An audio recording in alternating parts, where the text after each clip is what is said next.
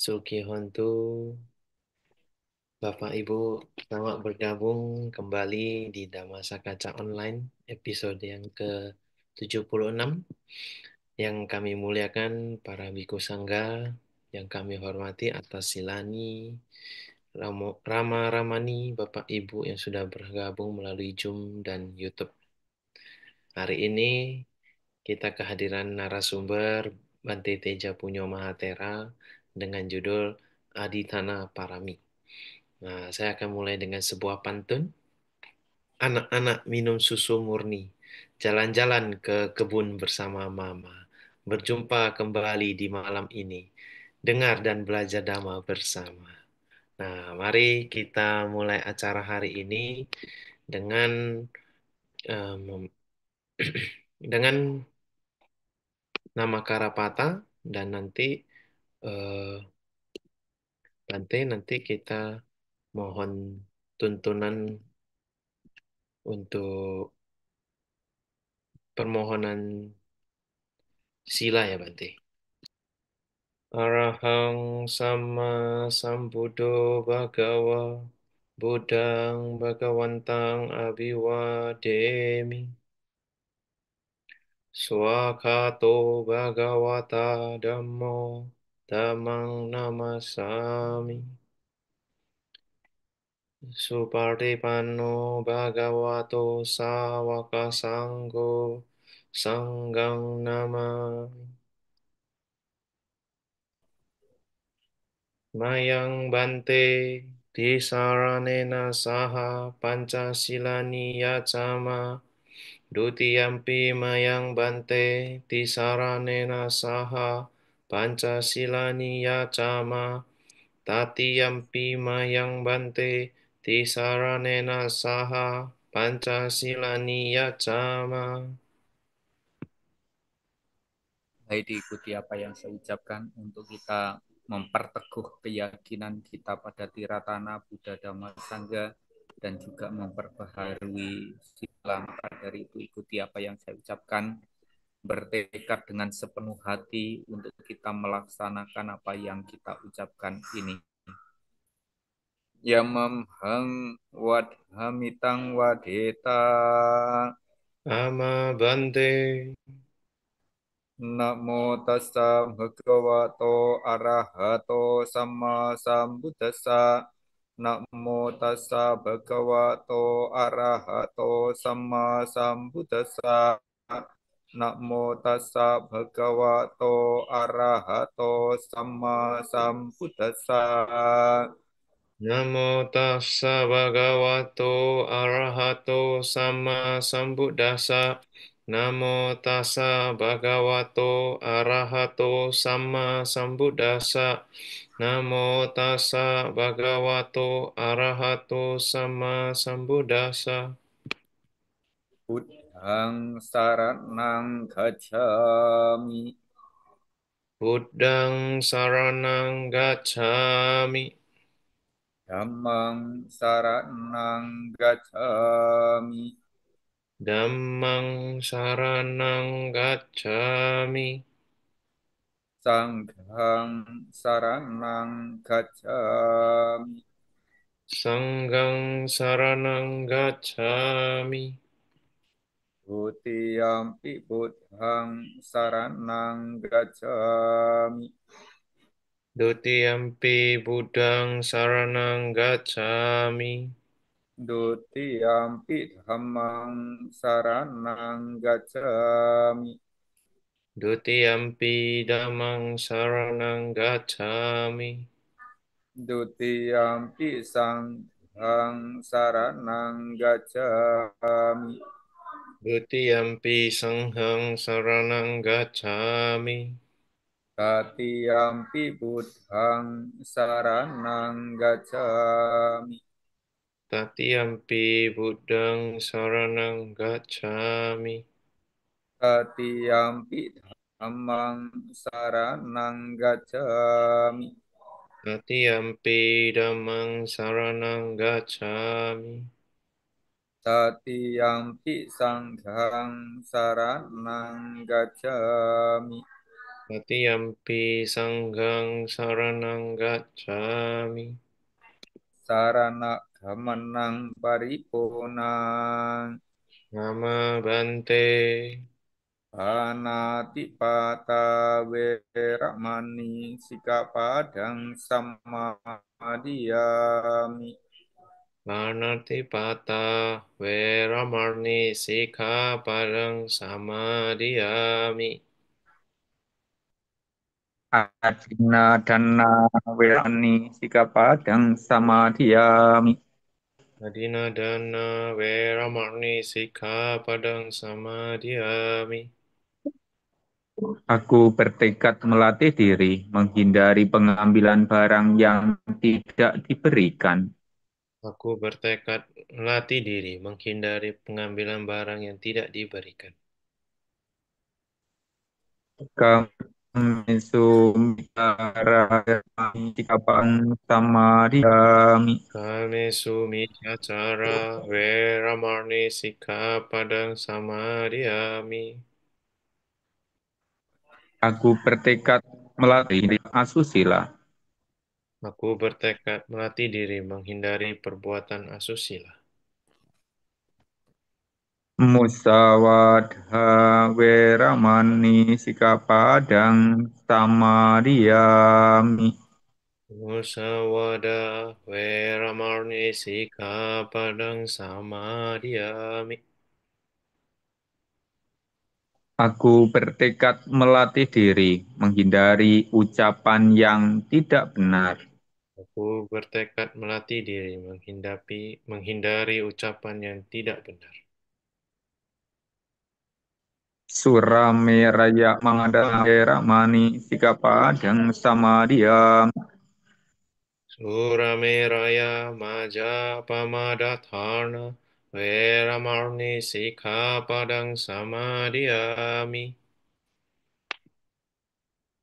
Aku bertekad melatih diri menghindari minuman memabukkan, hasil penyulingan atau peragian yang menyebabkan lemahnya kesadaran. Aku bertekad melatih diri menghindari minuman dan makanan hasil penyulingan dan peragian yang dapat menyebabkan lemahnya kesadaran. Itulah tadi yang dinamakan dengan tiga perlindungan dan juga lima latihan kemoralan. Dengan kita berlindung pada tiratana Buddha, Dhamma, dan Sangha, menjalankan sila dengan sempurna, maka kita hidup bahagia. Dengan menjalankan sila dengan sempurna, maka kita hidup sejahtera. Dengan menjalankan sila dengan sempurna, kita mampu merealisasi kebahagiaan tertinggi nibbana.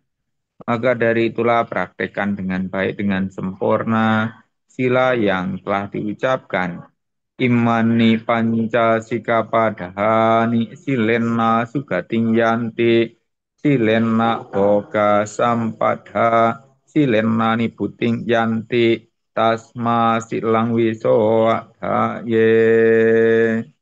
Ama Bante Sadu, Sadu, Sadu. Bapak Ibu, mari kita melihat pada profil dari Bante, Bante Tejapunyo Mahatera, tempat penabisan, nama penabisan Tejapunyo, tempat penabisan Wang Tupo, Buriram, Thailand, tanggal penabisan 10 Mei 1998, pukul 12:30 waktu Indonesia Barat, Upajaya, Praraja, Panya Wisarat, Kamawacarya, Prakru, Dhamma Prawedi, Anusa Wanasarya, Praacan Jiwarat. Nah, Bante saat ini menjabat sebagai Upapadesa Jawa Timur dan dipercaya Sangga Theravada Indonesia untuk melakukan kepembinaan ke 16 wihara di Keresidenan Besuki meliputi Bondowoso, Situbondo, Jember, dan Banyuwangi. Bante pendiri Radio Paramita FM di Blitar, pendiri Wihara Berkah Utama Surabaya, Bante pendiri Pertapaan Wipasana Giridhamo Wonosalam Jombang, Bante juga pendiri PAUD TK Pelangi Jaya Damaharja dan sekarang tahap pembangunan di Wihara Damakerti Banyuwangi. Ya, silakan Bante. Hari ini topiknya sangat menarik. Aditana Parami. Silakan kepada Bante yang artinya bertekad, beraditana. Berbeda mungkin maknanya ya Bante. Bertekad dan beraditana. Mungkin Bante boleh memberikan eh, sharing kepada kami bagaimana Aditana Paramita, Aditana Parami, dan nanti kita akan lanjutkan dengan sesi tanya jawab. Silakan Bante. Dan tentu Bante perlu mengingatkan sebelum Bante menyampaikan materi pada kesempatan ini, karena memang ini adalah musim penghujan, untuk semua menjaga kesehatan kondisi kesehatan rohani itu tanggung jawab masing-masing. Untuk kesehatan uh, jasmani juga demikian. Tapi untuk kesehatan lingkungan, ya mari kita jaga bersama-sama supaya hatinya sehat, jasmaninya sehat, lingkungannya juga sehat. Tapi memang Sang Buddha sendiri juga pernah sampaikan bahwa ada 4 kondisi yang membuat kita itu mengalami sakit jasmani ya. Yang pertama memang karena perubahan iklim seperti sekarang ini, dari musim panas ke musim hujan. Tapi sebenarnya kondisinya berubah. Pada waktu masa wasa kemarin itu musim panas sekali. Kalau di zamannya Sang Buddha bisa saja pas musim penghujan, sehingga para biku ya tidak diperkenankan untuk melakukan perjalanan ke sana kemari dengan pikiran tidak akan kembali, itu akan merusak puasanya. Tapi pada musim penghujan di zaman sekarang bukan pas masa wasa. Jadi kalau pas masa wasa kemarin pas panas-panasnya. Nah, kalau sekarang sudah keluar wasa tapi malah musim penghujan. Harusnya ini kita sudah tidak ada hujan. Kalau di zamannya Buddha sudah tidak ada hujan. Sudah selesai dari masa wasa. Itu yang membuat kita mengalami kondisi sakit kalau kita tidak segera bisa adaptasi dengan. Jadi yang kedua, karena makanan minuman yang kita makan, yang kita minum, kalau secara berlebih-lebihan akan menimbulkan penyakit juga dalam fisik kita. Kalau kekurangan bisa menimbulkan penyakit karena kelaparan, kalau kelebihan bisa menimbulkan penyakit karena kekenyangan, dan masih banyak efek yang lainnya lagi. Jadi kalau kita makannya secara berlebih-lebihan, kita bisa tidak punya kekuatan, tidak punya kesehatan, dan bahkan tidak memiliki usia yang panjang. Nah, kemudian yang ketiga adalah karena faktor pikiran. Di pikiran yang banyak pikiran, banyak beban, banyak keinginan, menjadi tertekan, stres, depresi. Nah, ini membuat imun tubuh jasmani kita itu menjadi lemah, sehingga banyak penyakit akan bisa kita alami. Nah, maka karena itu kita berusaha untuk membuat pikiran kita ini tidak banyak beban, tidak banyak pikiran, tidak tertekan, tidak stres, tidak depresi. Tapi itu semuanya juga tidak terlepas dari perilaku-perilaku kita, perbuatan-perbuatan kita. Kalau kita perbuatannya buruk, ya pasti kalau nginget timbul penyesalan, ratapan, tangisan, tekanan mental yang membuat orang sehat bisa mengalami sakit. Kalau sakit juga tidak akan sembuh-sembuh. Ini karena kondisi pikirannya yang tertekan, tersiksa, menderita. Tapi kalau orang pikirannya bahagia karena mengingat banyak kebajikan yang sudah dilakukan, maka membuat kita yang sehat akan tetap sehat. Nah, kalaupun sakit bisa segera sembuh dari sakit yang dideritanya. Ini kalau kita bisa mengalami sakit karena pikiran. Dan yang terakhir bisa mengalami sakit kalau memang karmanya sudah waktunya matang. Dan beberapa kesempatan ada yang pernah bertanya juga karena mungkin ada umatnya yang melihat atau mendengar ada seorang Bante yang sakit, sakit ini, sakit itu dan lain sebagainya. Bante kok bisa sakit ya? Risiko dari punya fisik itu mengalami tua, mengalami sakit, mengalami kematian dan itu hal yang wajar sebenarnya. Jadi para Bante pun juga mungkin saja sudah tidak melakukan makannya teratur, mungkin juga pikirannya tidak banyak beban, tapi akibat karma yang waktunya matang, ya tetap aja tidak bisa lari, tidak akan bisa sembunyi. Nah, maka kalau kita tidak mau memetik hal yang buruk yang menimbulkan sakit dalam tubuh jasmani kita, ya sepatutnya kita tidak menanam hal yang buruk. Kalau kita sudah menanam hal yang buruk, ya cepat atau lambat kita akan memetik dari perbuatan buruk itu. Baik para Romo, Ramani, Ibu Bapak, Saudara sekalian. Jadi itu tadi sekilas untuk membuka dari apa yang menjadi percakapan kita tentang kondisi yang harus kita jaga di kala perubahan cuaca seperti hari-hari belakangan ini. Dan tentu mari kita saat ini gunakan, manfaatkan untuk kita belajar dhamma di penghujung tahun ya. Jadi bisa dikatakan bisa saja hari ini adalah hari yang terakhir di tahun 2024 untuk kita belajar Dhamma. Nanti ketemu lagi di tahun 2025. Jadi apa namanya? Mengakhiri tahun dengan berbuat baik dan mengawali tahun dengan berbuat baik. Di mana DSO ini sudah mengupayakan untuk kita terus bisa belajar Dhamma supaya bukan hanya kita mengawali tahun dengan berbuat baik dan mengakhiri tahun dengan berbuat baik, tapi sepanjang tahun kita upayakan untuk bisa berbuat kebajikan. Tapi pertanyaannya, bisa enggak sih sebenarnya sepanjang tahun kita berbuat baik, sepanjang hidup kita berbuat baik? Sesungguhnya jawabannya bisa. Karena semuanya itu hanyalah proses perjalanan waktu. Jadi kalau kita misalnya sepanjang tahun berbuat baik, dalam satu tahun itu kan 12 bulan. Ya, lewatin aja bulan demi bulan, bulan demi bulan itu untuk terus berbuat baik gitu. Kalau mungkin dalam hitungan satu bulan, 30 hari ya, kita tidak bisa berbuat baik, ya cobalah lewati hari demi hari demi hari. Bisa enggak satu hari berbuat baik?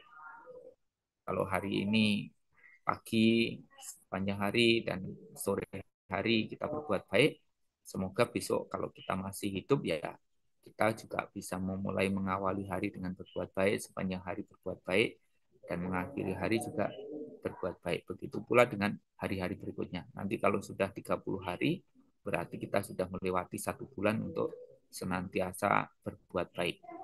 Nah, tidak seperti halnya filsafat kendang. Kendang itu awalnya tutup dan akhirnya juga tutup, tapi di tengahnya lubang. Nah, kita tidak mau menjalani hidup demikian. Kita mau sepanjang hidup kita berisi dengan nilai-nilai kebajikan. Walaupun tentunya ini bukan hal yang mudah untuk dilakukan. Ya, di konsisten di dalam melakukan kebajikan ini tidak mudah. Nah, maka karena itu perlunya kebulatan tekad, niat untuk kita melakukan kebajikan-kebajikan itu. Nah, di beberapa kesempatan Bante pernah sampaikan bahwa dikala kondisi kita baik-baik saja, siapapun orangnya bisa menjadi orang baik. Tapi dikala kondisi kita tidak baik-baik saja, tidak banyak yang tetap menjadi orang baik. Tidak banyak yang tetap menjadi orang yang baik. Kita berharap yang tidak banyak itu adalah kita. Walaupun kita juga berharap bisa lebih daripada itu, semuanya orang dalam kondisi baik atau tidak baik tetap menjadi baik. Itu harapan kita. Tapi yang kita tahu dalam kehidupan yang nyata ya memang tidak gampang. Orang tetap konsisten di dalam melakukan kebajikan di dalam kondisi yang tidak baik-baik saja. Tapi saya pastikan kalau ada orang yang tetap mampu bertahan di dalam nilai-nilai kebajikan, walaupun kondisinya tidak baik sekalipun, maka orang seperti itu saya anggap adalah memiliki kualitas batin yang baik, memiliki kebulatan tekad niat yang baik. Nah, para Romo Ramani, Ibu Bapak, Saudara sekalian, berkenaan dengan tema hari ini tentang aditana paramita, konsep di dalam Buddhisme merujuk pada kesempurnaan kebajikan ya. Aditana paramita itu merujuk pada kesempurnaan kebajikan, tapi dilakukan dengan adanya niat. Ada 10 kebajikan, tapi dari 10 itu ada satu yang namanya aditana paramita. Dan dari 10 aditana paramiteka itu, tentu aspek utamanya adalah karena ada niat yang baik dan tulus untuk melakukan sebuah kebajikan. Ada niat yang tulus. Kemudian aspek yang berikutnya, ada kebajikan yang tidak terikat oleh kepentingan-kepentingan pribadi. Jadi artinya bahwa kita melakukan kebajikan ini, yang kita lakukan nilai kebajikannya sangat besar, bukan untuk kepentingan pribadi saja, tapi kita melakukan itu memang untuk kesempurnaan paramita kita. Tetapi aspeknya ini bisa dirasakan banyak orang, banyak makhluk yang ada di sekeliling kita. Dan kemudian aspek yang berikutnya adalah kesadaran akan kebaikan dan kebenaran. Kebaikan dan kebenaran yang harus selalu dipertahankan dalam kondisi seperti apapun. Kemudian selain daripada itu adalah pengembangan kekuatan dari spiritual kita. Ini aspek utama di dalam kita melakukan aditana paramita. Jadi yang satu tadi adalah niat yang baik dan tulus, yang kemudian yang kedua adalah kebajikan yang tidak terikat oleh kepentingan-kepentingan pribadi. Kemudian yang ketiga, kesadaran akan kebaikan dan kebenaran. Dan yang keempat adalah pengembangan kekuatan dari spiritual kita. Nah, karakteristik dari aditana paramita itu ini perlu juga diperhatikan, yaitu kemurnian dari niat kita. Yang kita tahu orang melakukan kebajikan ini ya memang baik sih, tapi niatannya kan macam-macam gitu. Jadi kita harus memiliki kemurnian dari niat untuk kita berbuat kebajikan. Dan kemudian yang kedua adalah kekuatan spiritual. Jadi kita melakukan kebajikan ini terdorong karena uh, niatan untuk kesempurnaan paramita untuk mencapai kebebasan. Kemudian yang ketiga adalah kesabaran dan ketabahan dalam kondisi apapun. Yang kita tahu orang berbuat baik itu enggak gampang ya. Jadi kadang-kadang kita dihina, dicela, dimaki, difitnah. Ya kita tetap memiliki kesabaran dan berpegangan teguh pada nilai-nilai kebenaran. Nah, kalau di intisari ajaran Buddha dikatakan kesabaran adalah cara melatih batin yang tinggi. Jadi jangan karena kita dihina, difitnah, akhirnya kita menjadi apa terpancing, akhirnya kesabarannya hilang.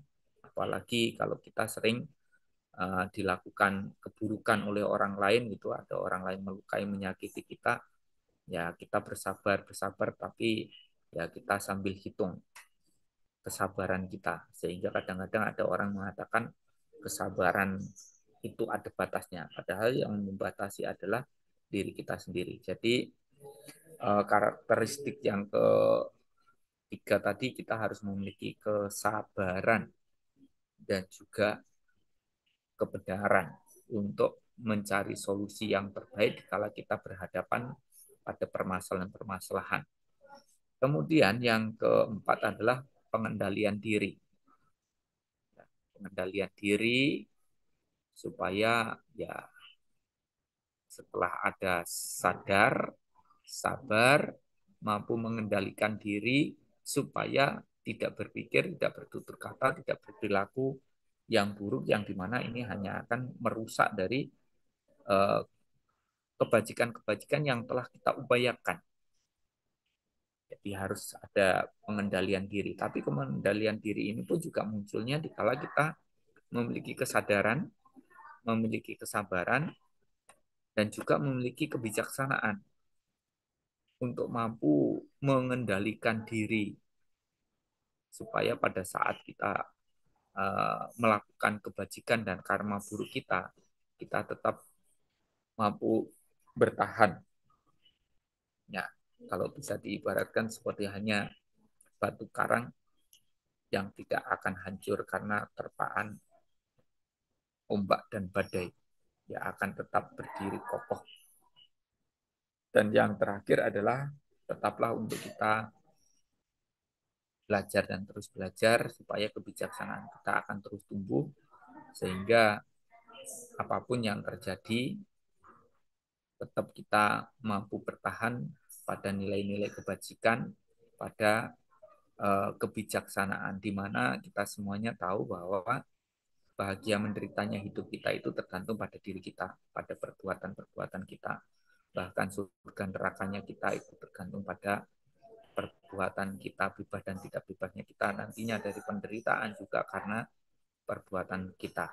Sehingga dikala kita mengalami kesusahan, kesulitan, penderitaan, ya kita tetap harus bisa menggunakan kebijaksanaan untuk mencari solusi yang terbaik. Ya, kalaupun misalnya kita dalam kondisi sangat tidak baik dan kemudian kita mampu berbuat baik itu hal yang baik. Tapi kalaupun misalnya tidak bisa berbuat baik, ya minimal kita tidak melakukan hal-hal yang buruk. Nah, kemudian kalau kita berbicara tentang aditana paramita tadi, selain kita membicarakan aspek utama, kemudian karakteristik, kemudian yang ketiga juga harus melihat dari manfaat yang kita dapatkan dikala kita mempraktekkan melaksanakan aditana paramita. Yang pertama adalah meningkatkan kekuatan spiritual kita. Kalau kita menjalani kehidupan begitu ya, eh, perumpamaannya kalau kita menuju ke suatu tempat, kita telah berproses dengan benar. Walaupun mungkin di kanan kiri banyak halangan, banyak rintangan di dalam perjalanan kita, kita tetap konsisten di jalan kebenaran, di jalan kebajikan, maka itu akan membuat tingkat spiritual kita akan menjadi semakin matang. Tapi banyak juga memang orang yang takut dalam menghadapi halangan, takut dalam menghadapi rintangan. Kalau bisa malah menghindari. Ya kita bukan menentang adanya halangan rintangan itu, tapi kita harus bisa menghadapi itu dengan keyakinan, dengan kebijaksanaan, dengan kemampuan yang kita miliki, dengan aditana kita tadi, sehingga kita dengan tetap konsisten tadi, secara otomatis selangkah demi selangkah kita akan tingkat spiritual kita menjadi lebih baik. Tidak diam di tempat atau tidak muter ke belakang atau kita tidak berkeliling-keliling tapi tidak berproses dengan benar menuju ke arah pada kebebasan. Jadi dari waktu ke waktu kita terus melangkah menuju arah tujuan kehidupan kita. Maka karena itu kalau kita menjalankan apa aditana tadi, maka kita mampu meningkatkan spiritual kita. Kemudian yang kedua adalah mencapai kesadaran dan kebijaksanaan yang lebih baik. Jadi ada tiga cara untuk kita memperoleh kebijaksanaan. Ya, yang pertama adalah Sutamaya Panya. Orang bijaksana itu juga karena mau belajar, mau mendengar, mau berdiskusi, mau bertanya.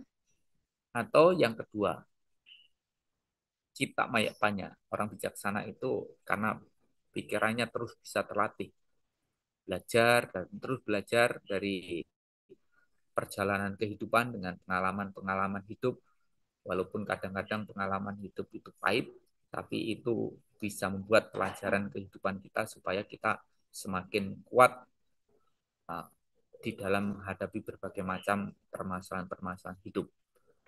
Nah, ini sama seperti halnya perumpamaan Ibu Asrasan bisa melihat gitu ya. Ada seorang anak yang dididik dengan kasih sayang yang berlebihan, yang sebenarnya kasih sayang itu tidak mendidik. Satu contohnya misalnya, dari mulai kecil, semua kebutuhan disiapkan oleh orang tuanya. Sudah dewasa, sudah besar pun, semuanya sangat tergantung kepada orang tuanya. Dan orang tuanya juga mengondisikan untuk itu. Biar diri saya saja yang susah, asalkan anak-anak saya tidak susah. Dan ini pemikiran umum yang dimiliki oleh orang tua, gitu kan. Sehingga anak ini akhirnya sangat tergantung sama orang tua. Sangat bersandar kepada orang tua. Nah, cuma permasalahannya, seberapa lama orang tua akan selalu bersama dengan anak-anaknya. Kalau dia sangat tergantung, sangat bersandar kepada orang tuanya, ya kalau orang tuanya ada, saya yakin mereka akan selalu mengupayakan yang terbaik untuk anak-anaknya. Tapi kalau orang tua sudah tidak ada, anak akan bersandar kepada siapa? Meminta kepada siapa? Dan ini akan membuat mentalnya langsung jatuh total karena tidak biasa menghadapi permasalahan kehidupan yang begitu keras dan kompleks. Nah, tetapi kalau kita mendidik anak pada saat mereka masih kecil, mungkin sangat bergantung sama kita, sangat bersandar sama kita. Tapi kita ajari mereka untuk mereka mulai bisa berdiri, untuk mereka mulai bisa berjalan, untuk mereka mulai bisa mandiri, bisa bertanggung jawab dengan kehidupan mereka sendiri.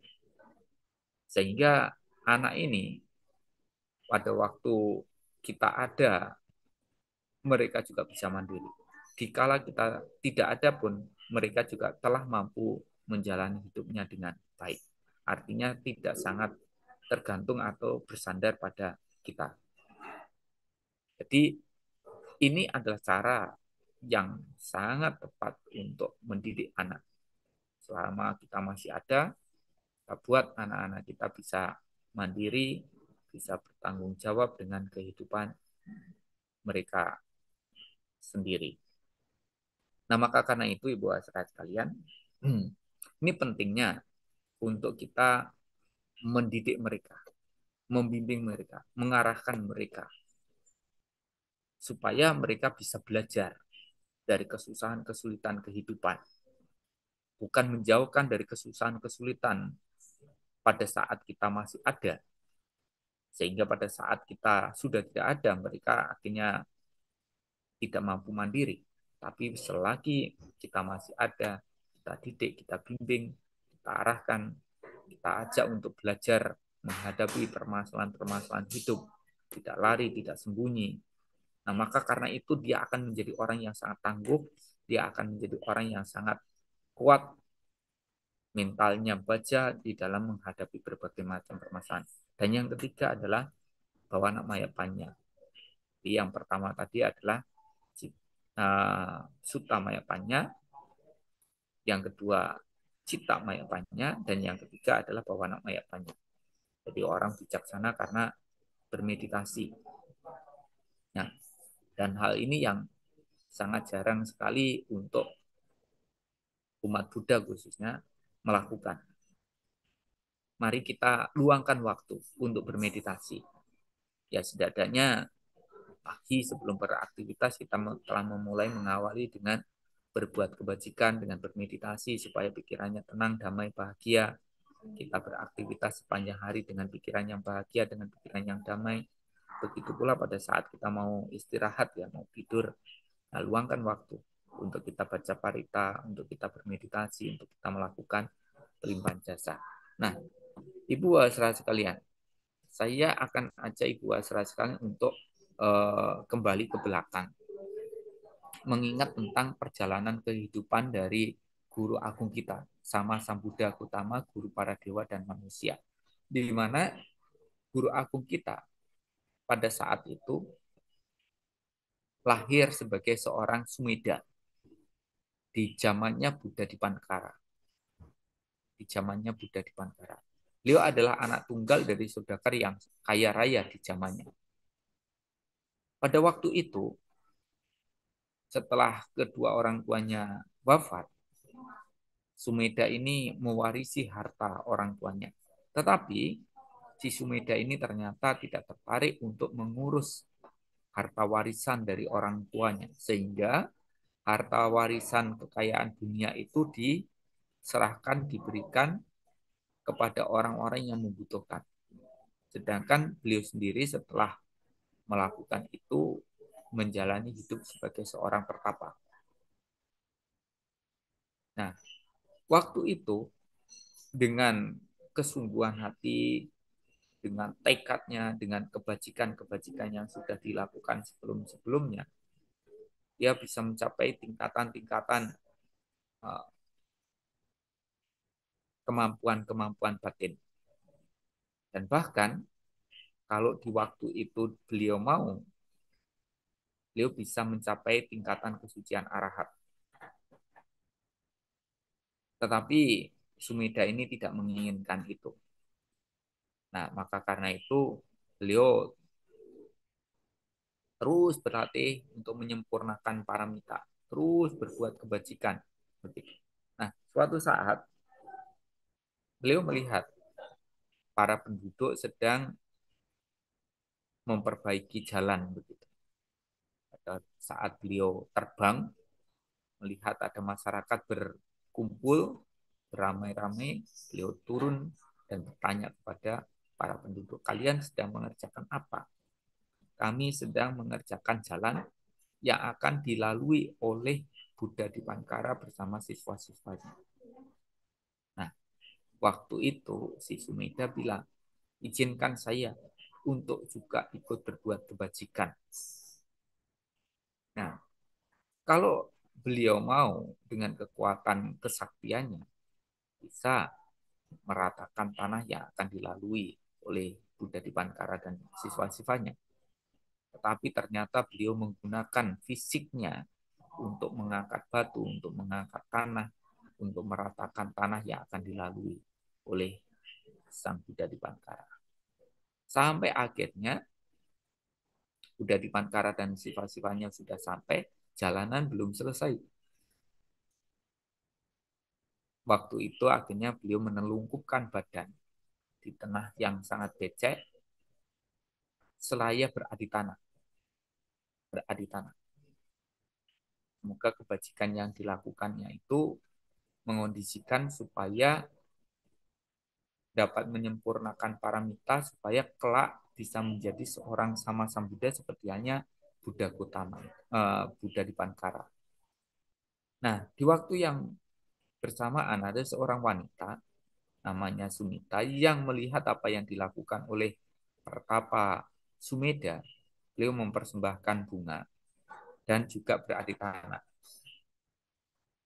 Arti tanahnya semoga kebajikan yang dia lakukan itu akan mengondisikan supaya dia akan menjadi pendamping dari pertapa Sumedha selama menyempurnakan paramitanya menjadi sama Sambuddha. Jadi kalau Sumedha bertekad beradu tanah supaya menjadi Buddha, sama Sang Buddha, nah, Sumita beradu tanah supaya akan selalu menjadi pendamping dari pertapa Sumedha selama menyempurnakan paramita untuk menjadi sama Sang Buddha. Nah, karena kekuatan aditana dari mereka itulah yang menyebabkan mereka setiap mengalami kelahiran selalu menjadi pasangan. Dan mereka sama-sama berbuat baik, menyempurnakan paramita. itu dilakukan secara terus-menerus setiap kelahiran. Dia gunakan untuk berbuat baik, untuk menyempurnakan paramita. Setiap lahir dia gunakan untuk berbuat baik. Dalam bentuk kelahiran apapun, beliau tetap mempertahankan nilai-nilai kebajikan untuk terus dilakukan. Makanya kalau kita pernah membaca ya banyak sekali tentang cerita-cerita bodhisatwa ya sebelum menjadi sama sang Buddha. Pernah menjadi kura-kura, pernah menjadi gajah, pernah menjadi rusa, pernah menjadi uh, Wesantara, dan masih banyak lagi cerita-cerita tentang upaya dari Pertapa Sumedha untuk menyempurnakan paramita menjadi sama sang Buddha. Sampai akhirnya ya beliau lahir menjadi Pangeran Siddhartha dan meninggalkan istana yang kemudian menjadi Buddha yang mengajarkan ajaran Buddha saat ini. Nah, Ibu Bapak Saudara sekalian, kita perlu untuk melakukan hal demikian. Jadi kita bukan hanya berbuat kebajikan untuk memperoleh kebaikan semata atau untuk memperoleh kebahagiaan duniawi semata. Karena kalau kita bertekad berarti tanah hanya untuk memperoleh kekayaan duniawi gitu ya, ya seberapa lama sih kita akan bisa menikmati kekayaan itu? Seberapa lama kita akan menikmati kesuksesan duniawi itu? Ini tidak kekal, tidak selamanya. Jadi kita hidup bukan hanya berpikir mengumpulkan materi, kedudukan, kekuasaan, dan lain sebagainya yang bersifat duniawi, tetapi kita harus bisa pastikan bahwa di dalam perjalanan kehidupan ini nilai-nilai kebajikan kita terus bertambah untuk satu tujuan, mencapai kebebasan, mencapai kesempurnaan. Karena seperti yang juga kita pernah pelajari tentunya ada tiga macam jenis Buddha. Ada Sama-sama Buddha, ada Pacika Buddha, dan ada Sawaka Buddha. Sama-sama Buddha adalah orang yang mencapai penerangan sempurna dengan usahanya sendiri, dan beliau memiliki kemampuan untuk mengajarkan ajarannya kepada orang lain supaya orang lain bisa mencapai seperti yang beliau capai. Nah, Pacika Buddha adalah orang yang mencapai penerangan sempurna dengan usahanya sendiri, tetapi beliau tidak bisa mengajarkan ajarannya kepada orang lain supaya orang lain bisa mencapai seperti yang beliau capai. Jadi kesamaannya mereka sama-sama bisa mencapai kebudayaan dengan usahanya sendiri, tapi perbedaannya sama-sama Buddha bisa mengajar, Paceka Buddha tidak bisa mengajar. Nah, kemudian yang ketiga adalah Sawaka Buddha, orang yang bisa mencapai kebudayaan dengan cara mempelajari dan mempraktekkan apa yang diajarkan oleh sama Sang Buddha. Nah, itu tentunya kita bisa mencapai itu. Mengingat bahwa kelahiran sebagai manusia ini bukan hal yang mudah untuk kita dapatkan, dan setiap kelahiran kita telah disertai dengan kematian. Maka harapan Bante, jangan sia-siakan waktu kelahiran kita sebagai manusia ini. Mau kita menjalani tahun baru ataupun tahun lama, ya kita tetap menjadi orang yang baik. Kita tetap berusaha untuk menabur nilai-nilai kebajikan. Karena mau tahun baru ataupun tahun lama ini sebenarnya hanya proses waktu. Karena yang baru cepat atau lambat akan menjadi lama, dan yang lama juga dulunya pernah menjadi baru. Seperti yang tadi saya katakan, ini hanya proses waktu. Tapi tentu mengakhiri tahun dengan kita mengupayakan memberikan melakukan yang terbaik sambil introspeksi diri, sepanjang tahun ini kita telah melakukan apa dan bagaimana. Kalau yang baik kita pertahankan, yang tidak baik kita tinggalkan. Dan harapannya di tahun baru nantinya kita telah memulai mengawali tahun baru dengan semangat baru, dengan tekad untuk tetap mengupayakan yang baik dilakukan atau bahkan ditingkatkan lagi sampai yang terbaik, dan tentunya kita mengupayakan semuanya dengan cara kita yang lebih baik sesuai dengan tingkat perkembangan spiritual kita, kebijaksanaan yang kita miliki. Ini yang nanti sampaikan ya berkenaan dengan kita berbuat kebajikan, mengakhiri tahun dengan berbuat baik, mengawali tahun dengan berbuat baik, dan kita tetap konsisten untuk tetap berbuat kebajikan dalam situasi kondisi seperti apapun. Karena semua apapun yang kita perbuat, baik atau tidak baik, akan kembali kepada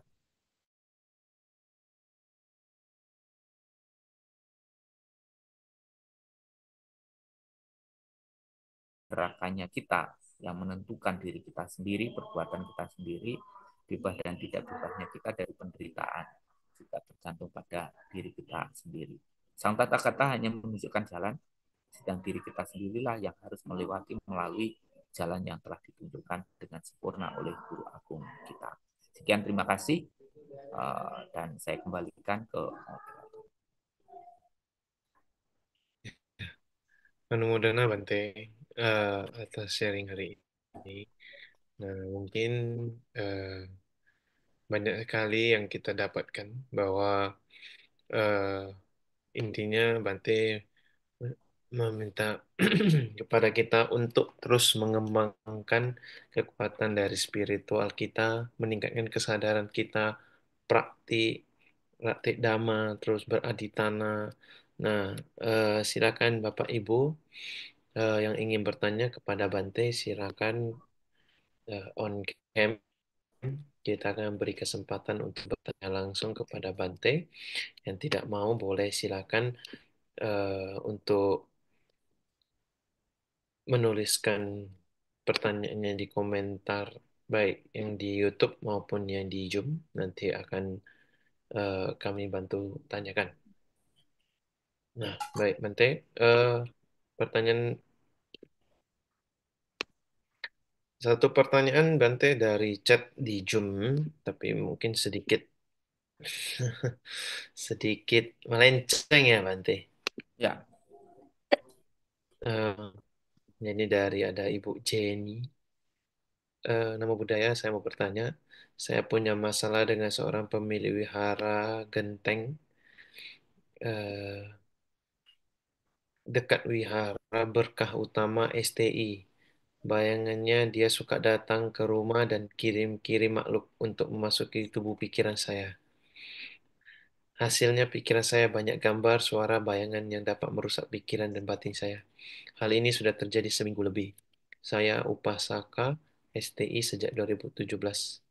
Bukan umat dia. Bagaimana solusinya supaya terbebas dari dia? Saya sudah ke Buddha Kirti cerita. Hmm. Begitu, Bante. Ya, Sedikit melenceng, jadi tapi ya, nggak apa-apa. ya baik. Uh, kita tinggal di dunia ini, buah saudara sekalian. Di sekeliling kita ini banyak sekali apa namanya virus-virus gitu ya. Tapi kita tidak perlu takut dengan virus-virus itu selama kita imunnya kuat. Kekebalan tubuh kita itu ada. Jadi virus-virus, kuman-kuman itu tidak akan mudah masuk ke dalam tubuh jasmani kita. Tapi kalau kita itu lemah, kondisinya lemah, pertahanannya lemah, tentu semua penyakit itu akan masuk. Jadi sering disampaikan bahwa kita sebagai umat Buddha meyakini hukum karma. Jadi tidak perlu takut dengan apapun. Kalau memang itu bukan tanaman kita, ya kita tidak akan pernah memetik. Bahkan mungkin bisa diistilahkan kalau kita menepuk air terpercik muka sendiri. Kalau kita melempar debu melawan angin, maka debu itu akan kembali kepada orang itu sendiri. Atau kalau kita meludah ke atas, air ludah kita jatuhnya ke muka kita sendiri gitu kan. Jadi tidak perlu kita berpikir negatif dengan apa yang dilakukan oleh orang lain. Kalau kita tidak pernah menanam hal yang buruk, maka kita tidak akan pernah memetik hal yang buruk. Tapi kalau kita sudah pernah menanam hal yang buruk, ya mau kita lari, kita sembunyi, mau kita dikeliling bodyguard, di dalam tembok, benteng segala macam, kalau waktunya matang ya tetap aja matang. Ini berlaku bukan hanya kepada ibu, kepada semuanya. Jadi hukum karma itu berlaku kepada siapapun, kapanpun, dan dimanapun. Siapa yang berbuat, dia tetap akan menerima akibat dari perbuatan itu. Mau perbuatan baik ataupun perbuatan buruk, ya semuanya tetap akan kembali kepada diri pelakunya. Makanya ada pepatah yang mengatakan apa? Kalau sudah rezeki tidak akan kemana. Jadi itu tandanya kita punya kebajikan. Mungkin ada yang menghalangi, ada yang merintangi, tapi kalau memang itu karma baik kita waktunya mateng, tidak ada siapapun yang bisa menghalangi, merintangi rezeki kita. Begitu pula dengan karma buruk.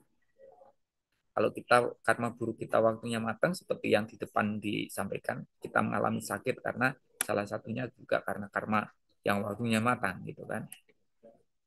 Para banti saja yang mungkin sudah berpikirnya tidak mengurusi urusan duniawi tiap hari, baca parita, meditasi, ya.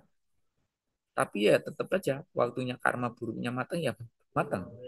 Jadi jangan berpikir kalau sudah jadi banti karma buruknya tidak akan matang. Tidak juga, tetap akan matang, tetap akan berbuah.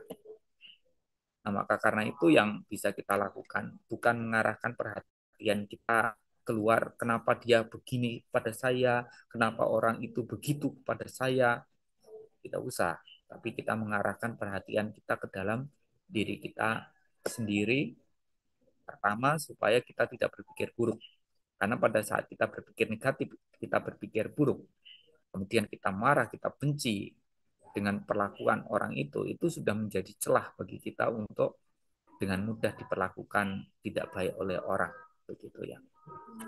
Jadi tidak membiarkan pikirannya negatif, kemudian bertutur kata yang bijak dan berperilaku yang baik. Artinya tetaplah berupaya untuk melakukan nilai-nilai kebajikan.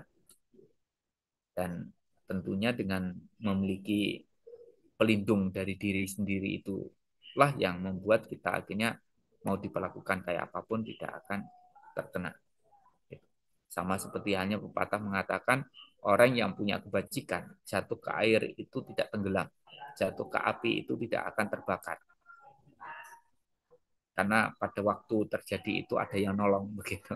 Tapi kalau kita kebajikannya tidak ada ya jangankan jatuh ke air atau jatuh ke api, mungkin nggak jatuh ke air, nggak jatuh ke api pun tetap aja susah hidupnya, menderita hidupnya seperti itu. Jadi tidak mengotorin pikiran kita dengan apa yang dilakukan oleh orang lain. Tidak perlu berpikir untuk membalas juga. Yang harus kita lakukan, tetaplah ingat apa yang diajarkan oleh Buddha, untuk kita selalu sadar, sabar, kemudian dengan bijaksana, penuh dengan pengendalian diri, dengan bijaksana untuk selalu bisa membalas dengan cinta kasih, bisa memaafkan, dan itu akan membuat pelindungan yang utama yang sulit untuk ditembus. Tapi kalau kita sudah tidak memiliki itu semua, saya rasa ya karma buruk yang waktunya matang ya matang, dan bahkan mungkin kalau kita mau dikerjain oleh orang lain pun juga dengan mudah untuk uh, dikerjain gitu. Nah, maka karena itu sebagai umat Buddha selalu ingat Buddha, Dhamma, Sangga. Buddha pelindungku, Dhamma pelindungku, Sangga pelindungku. Buddha, Dhamma, Sangga pelindungku. Memiliki kesadaran, memiliki kesabaran, ya, memiliki Dhamma di dalam diri, dan tetap konsisten untuk mempraktikkan dhamma dengan tujuan untuk mencapai kesucian. Memiliki kesadaran, memiliki kebenaran, dan memiliki kesucian. Suci pikirannya, suci ucapannya, suci perilakunya. Begitu ya. Terima kasih. Ya, baik Bante. Kita lanjutkan. Mungkin Ibu Jenny udah dapat jawaban dari Bante ya. Nah, berikutnya, bagaimana beraditana yang baik, Bante? Artinya, apakah setiap perbuatan kebajikan boleh beraditana? Atau hanya kebajikan-kebajikan tertentu yang boleh beraditana? Ataukah setiap hari beraditana, Bante? Silakan, Bante. Ya, jadi mohon maaf tadi agak sedikit saya simpang ya. beraditana yang apakah perlu dilakukan tiap hari? Ya, memang harus dilakukan tiap hari. Setiap kita berbuat baik, kita beraditana dengan satu tujuan utama kita gitu. Nah, berkenaan dengan tadi yang pertanyaan awal tadi ya. Jadi wihara berkah utama ini yang merintis saya. Saya tidak punya hubung masalah dengan ibu ya. Saya tidak tahu sih itu yang mana kenapa begitu. Tapi yang pastinya berkah utama ada berdiri karena saya yang merintis waktu itu. Dan saya selama ini juga memang sudah sangat jarang sekali tidak pergi ke Surabaya atau tidak aktif di Berkah Utama. Karena sekarang sudah ada kepala wiharanya yaitu Yang Mulia Bante Wiryadhara sebagai kepala wihara dari beberapa tahun yang lalu sebelum COVID bahkan. Begitu. Nah, untuk masalah aditana Ibu saudara sekalian, kita misalnya setiap pagi mempersembahkan dupa lilin bunga di depan altar Sang Buddha. Kita boleh saja beraditana dari mulai kita namo tassa dulu lah gitu ya. Namo tassa bhagavato arahato sama sambuddhassa 3 kali. Semoga dengan kekuatan keyakinan pada Buddha Dhamma Sangha, dengan kekuatan kebajikan yang saya lakukan dengan mempersembahkan dupa, lilin, bunga, ya semoga kebajikan ini bisa menyempurnakan paramita saya untuk merealisasi kebahagiaan tertinggi nibbana. Nah, boleh. Kalau kita berdana makan, berarti tanah lagi begitu juga. Semoga dengan kekuatan keyakinan kebajikan yang saya lakukan dengan berdana makanan kepada sangga dapat menyempurnakan paramita saya untuk merealisasi kebahagiaan tertinggi nibbana. Boleh. Nanti kalau bantinya dengar adik anak kita begitu, pasti beliau akan mengatakan satu gitu. Atau pergi ke India misalnya, ke tempat-tempat di India, ke tempat Sang Buddha pernah ada gitu. Jadi kita memang ada rencana itu sekalian setiap tahun dari DSO dan CPS itu kita mau punya program Dhamma Yatra di bulan November akhir sampai Desember begitu.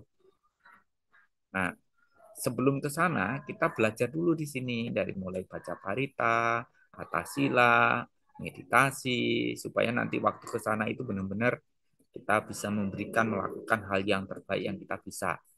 Nah, kalau waktu kita ke sana mau membawa dupa, lilin, bunga atau membuat jubah untuk dipersembahkan di tempat-tempat itu, misalnya mau mengganti jubah rupang Buddha di Buddha Gaya, boleh kita pradaksina dulu, nanti setelah itu dipersembahkan untuk digantikan di rupang Buddha yang ada di Buddha Gaya. Atau kita juga bisa mengganti jubah yang ada di Kusinara, di tempat Sang Buddha wafat. Dijahit sendiri, mungkin begitu, dibawa sendiri ke sana. Tapi ya memang di sana sudah ada, biasanya disiapkan ya, disiapkan. Eh, atau ada yang jual-jual lah. Lilin juga ada, bunga juga ada, dupa juga ada, kain jubah juga ada, tinggal membeli. Tapi kalau kita mau melakukan sendiri, membawa rangkaian bunga sendiri dengan tangan kita sendiri, membawa ke sana, mempersembahkan sendiri juga lebih bagus. Atau membuat jubah sendiri, cari kain yang terbaik, jahit sendiri, dondomi sendiri misalnya. Kemudian waktu bawa ke sana, dibawa sendiri, dipersembahkan sendiri. Ada satu kepuasan yang bisa kita lakukan. Dan pada saat melakukan itu ya kita beradi tanah juga boleh. Semoga dengan kekuatan keyakinan, pada tiratana, kekuatan kebajikan yang kita lakukan, dengan mempersembahkan jubah, dengan mempersembahkan berupa lilin bunga, dapat menyempurnakan paramita kita untuk merealisasi kebahagiaan tertinggi nibbana. Tapi kan berbuat baik tidak harus selalu berdana juga kan. Misalnya kita bisa menjalankan sila atau bisa melakukan meditasi. Semoga kebajikan yang kita lakukan sepanjang hari ini bisa menyempurnakan paramita kita untuk merealisasi nibbana. Boleh. Atau kalau suami istri karena hidupnya saat ini guyub rukun, damai, bahagia, suami istri itu bertekad beraditana, sering berbuat baik bersama-sama, bertekad beraditana, semoga di kehidupan yang akan datang bertemu lagi menjadi sepasang suami istri untuk belajar dhamma lagi, praktek dhamma lagi, sampai akhirnya mencapai kebebasan. Boleh juga berarti tanah begitu. Tapi kadang-kadang karena sering gegeran, pagi, siang, sore, malam gegeran, ya jangankan bertekad untuk bersama lagi, kalau bisa dalam kehidupan sekarang pun mau mungkin tukar tambah gitu.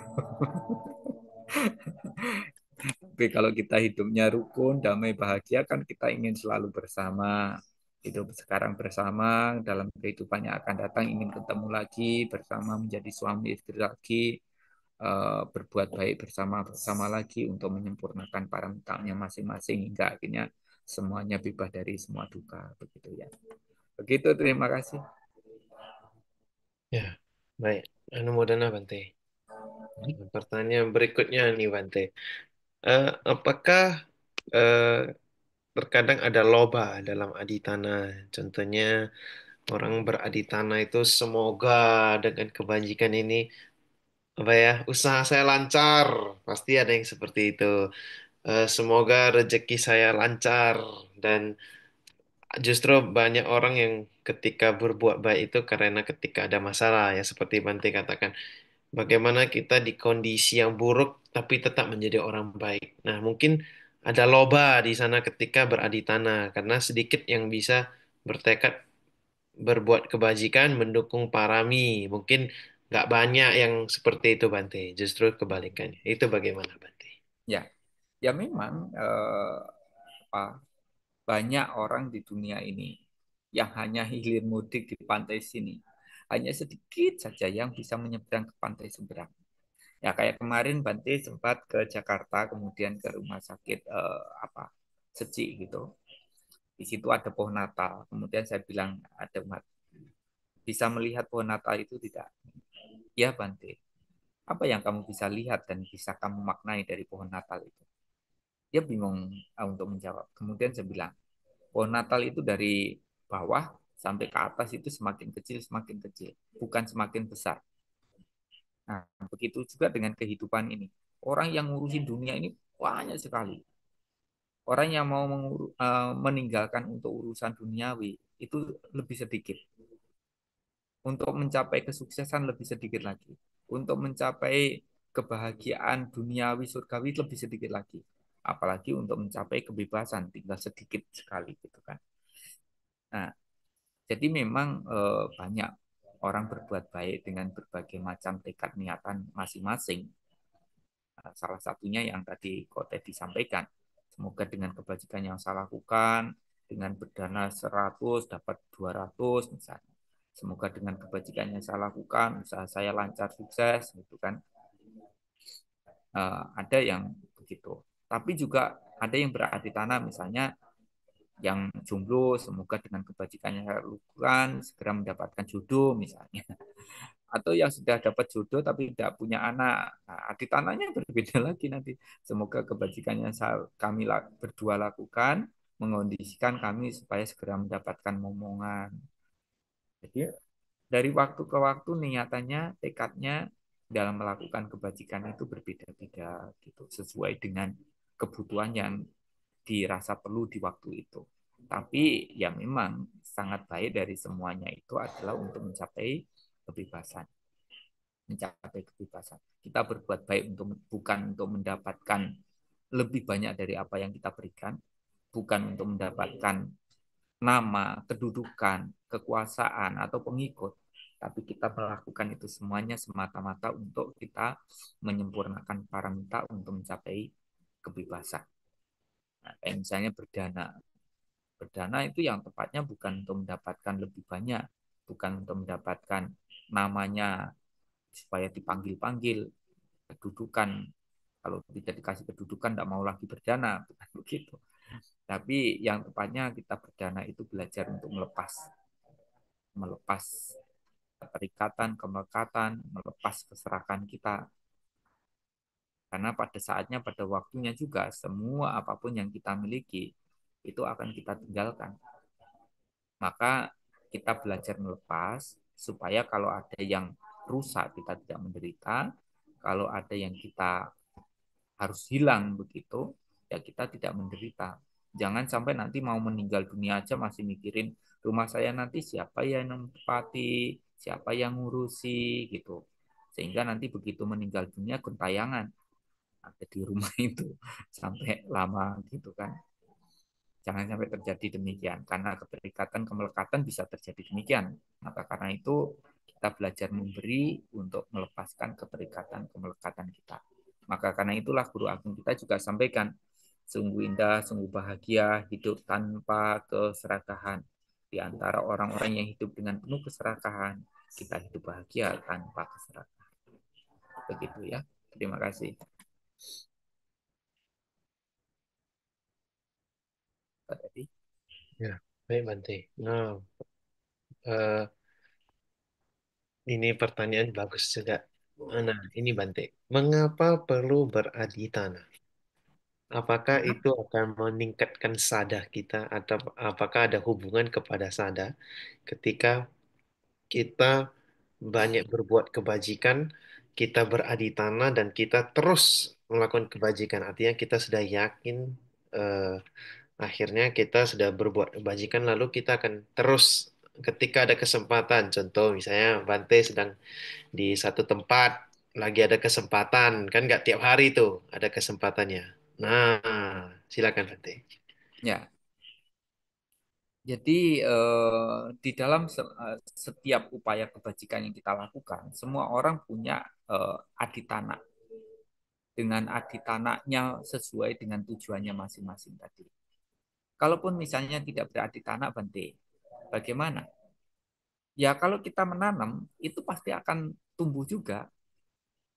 Lebih-lebih kalau setelah tumbuh kita pupuk, kita sirami, kita jauhkan dari hama penyakit, pasti itu hasilnya akan semakin bagus begitu. Tapi kan banyak orang yang hanya sekedar menanam, tapi tidak mau menjaga, tidak mau merawat, tidak mau menyirami, tidak mau menjauhkan dari hama penyakit begitu kan. Jadi setelah berbuat baik masih dipikirin punya saya nanti dipakai atau tidak ya, dimakan atau tidak ya. Karena ada yang seperti itu. Atau kalau misalnya setelah diberikan malah setelah diterima dikasihkan orang lain, wah tambah emosi jiwa. Padahal kan kita tidak perlu lagi memikirin hal demikian. Kita sudah lepaskan ya sudah begitu kan. Nah, jadi secara otomatis memang kalau kita nanam kebajikan akan berbuah kebahagiaan. Kalau kita menanam keburukan kita akan menderita begitu.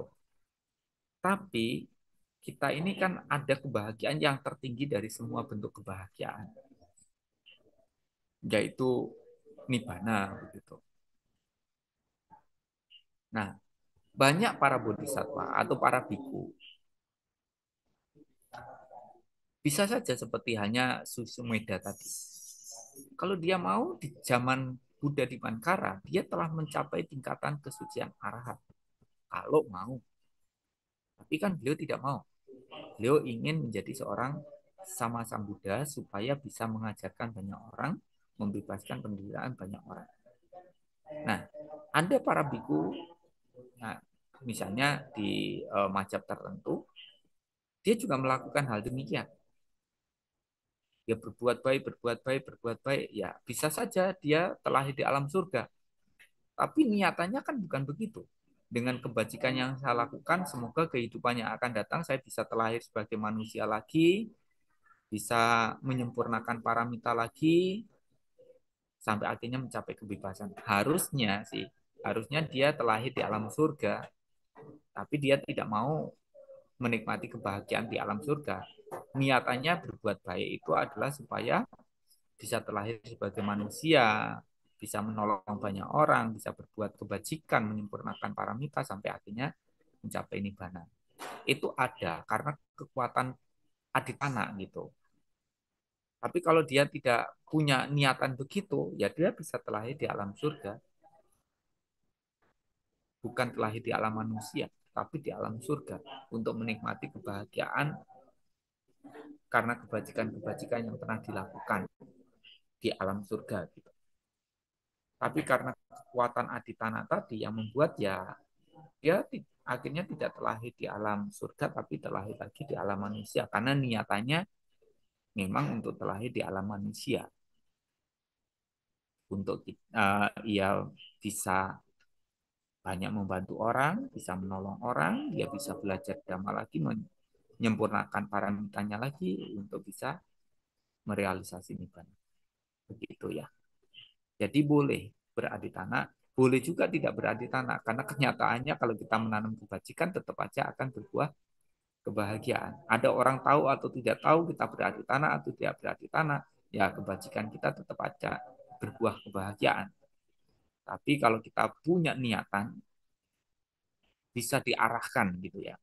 Semoga kebajikan yang saya lakukan mengondisikan usaha apapun yang saya kerjakan lancar, sukses. Ya, dengan kekuatan kebajikan, dengan kekuatan aditana, dengan semua upaya-upaya benar yang kita lakukan, itu bisa tercapai. Jadi memang bukan hanya sekedar aditana, tapi juga harus disertai dengan kekuatan kebajikan-kebajikan yang lain. Seperti yang tadi Banti sampaikan bahwa aditana paramita ini hanya salah satu dari 10 aditana gitu. Jadi bukan hanya satu-satunya, tapi salah satu dari 10 paramita. Begitu ya. Terima kasih. Baik, mudah-mudahan Bante. Nah, ini menarik Bante. Artinya ketika kita beradi tanah, kita berbuat kebajikan, justru banyak Bante, eh, orang itu makin melekat, bukan melepas. Nah, nah ini juga penting. Artinya bagaimana kita memilih Hmm. bisa melepas dan tapi bukan pasrah ya. Melepas Ya, bukan pasrah. Banyak orang memaknai umat Buddha ini skeptis ini, pasrah aja ini. Sabar, pasrah, pasrahkan keadaan ini. Tunggu, jadi bagaimana kita mengkondisikan agar tidak pasrah, tapi ada usaha begitu, Bante. Dan hubungannya dengan aditana artinya ya, ketika ya. kita beraditana. Baik, silakan, Bante. Ya. Jadi saya sering melihat orang berbuat baik tidak mau sering-sering karena takutnya ada keterikatan kemelekatan di situ. Saya jadikan melekat, sering berbuat baik, berdana gitu. Eh, atau dengan apa misalnya bermeditasi atau melakukan praktek dhamma, belajar dhamma, itu kamu terikat melekat sekali sih gitu. Padahal dia sudah memulai untuk mau bangun pagi, baca parita, meditasi gitu. Nah, jadi ada yang punya pandangan pemikiran kamu jangan terikat, jangan melekat dengan sang jalan. Nah, gini masalahnya. Kita ini kalau belum sampai, sadarilah belum sampai dan kita masih memerlukan sarana untuk bisa mencapai itu. Ya, sering saya analogikan seperti hanya misalnya ibu bapak saudara sekalian mau menyeberang ke pantai seberang. Ibu bapak sekalian tidak bisa berenang. Posisinya masih di atas kapal. Jangan pula mengatakan bahwa kapal ini adalah sebuah keterikatan kemelekatan bagi saya.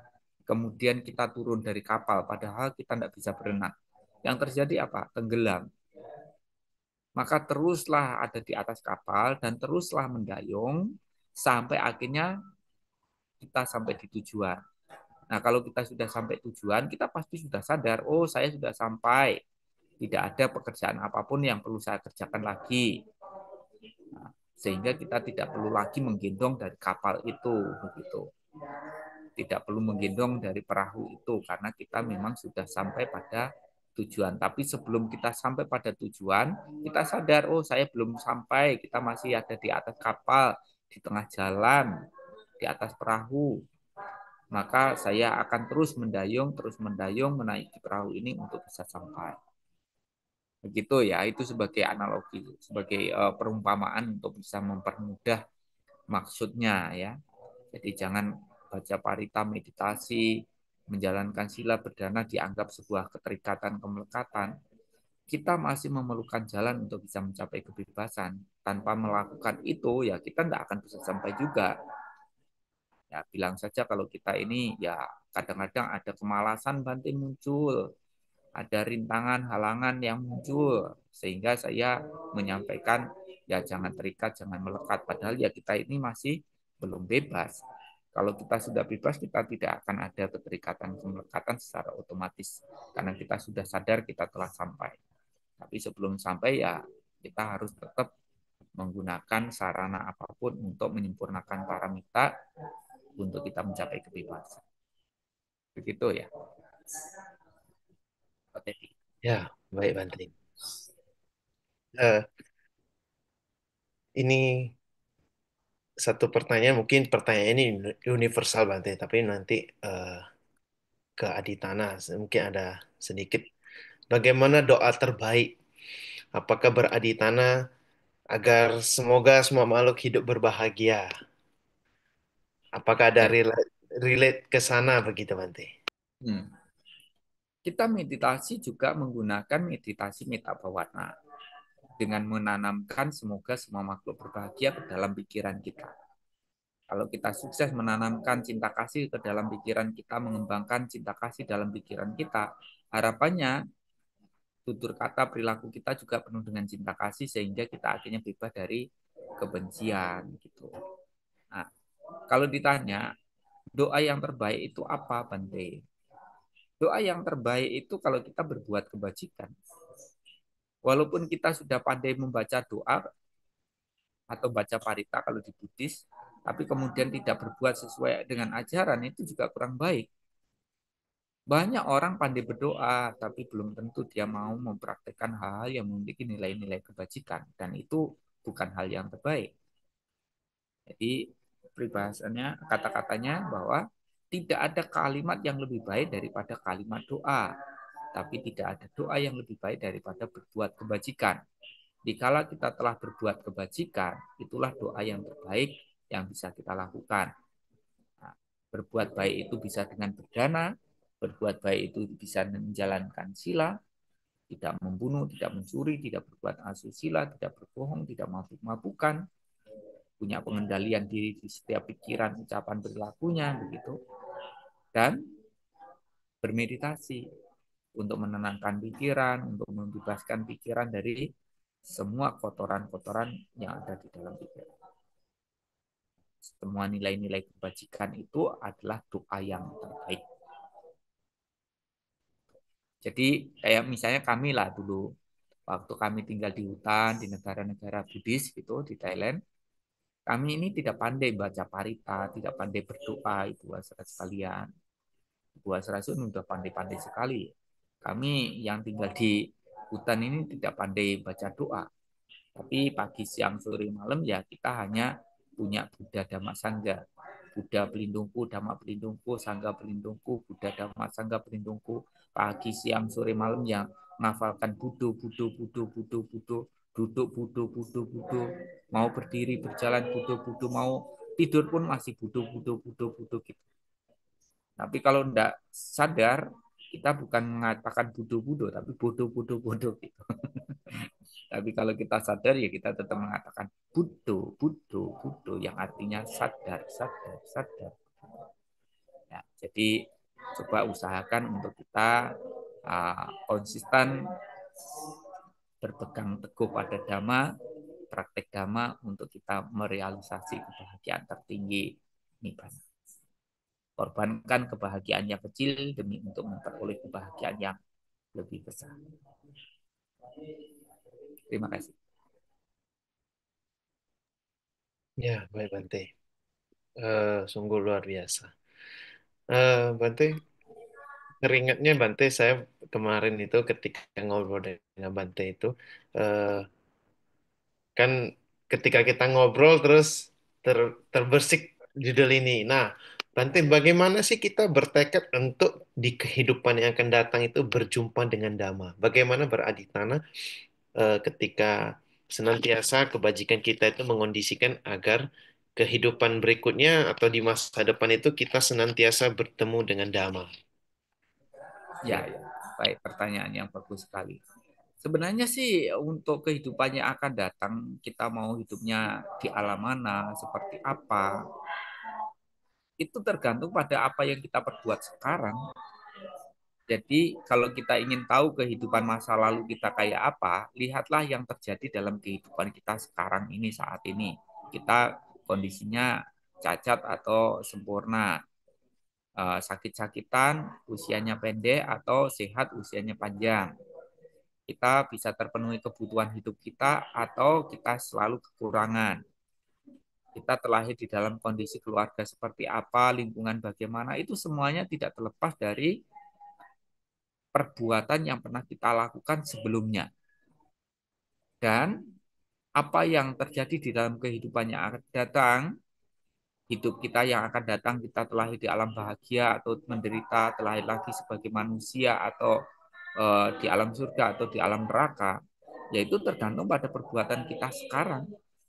Jadi semuanya itu tidak selalu tergantung karena karma masa lalu, tapi juga karma sekarang juga memiliki peran penting untuk kehidupan berikutnya. Nah, masalah kehidupan berikutnya kita lahir sebagai manusia atau tidak, kita belum tahu. Yang kita tahu saat ini kita sudah jadi manusia. Jadi sekarang sudah jadi manusia, gunakan kelahiran sebagai manusia sekarang ini untuk berbuat baik. Karena saya juga melihat Ibu Asra sekali juga dulunya begitu juga adik anaknya. Semoga kehidupannya akan datang, saya bisa terlahir sebagai manusia, bisa belajar dhamma, praktek dhamma. Lah, sekarang sudah jadi manusia, sudah ketemu dhamma juga. Kapan prakteknya gitu kan? Tinggal prakteknya. Ya, kalau kita mau lahir lagi sebagai manusia di kehidupan yang akan datang, ya setiap kita berbuat baik ya silakan berarti tanah lagi.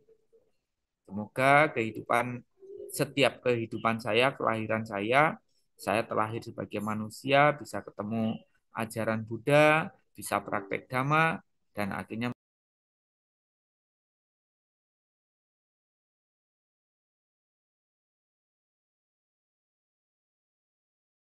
Ya, Bapak Ibu, Bante, Bante signalnya naik turun.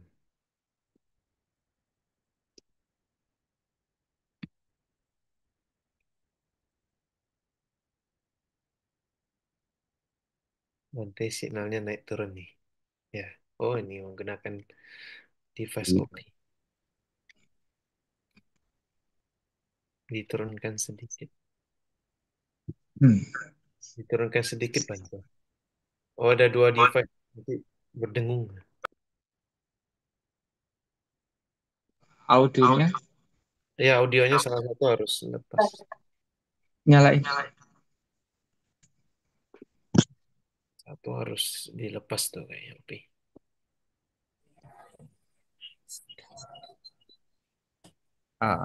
ya sudah yang nanti ini nanti ditolong sama Mbak Opi. Ya,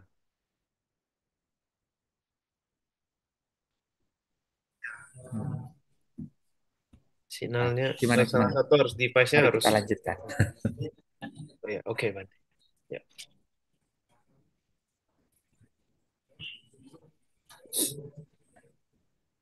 silakan Bante. Bagaimana tadi bertekad untuk di masa depan bertemu dengan ajaran Sang Buddha, ajaran Buddha, praktek Dhamma, begitu. Silakan Bante. Ya, ya.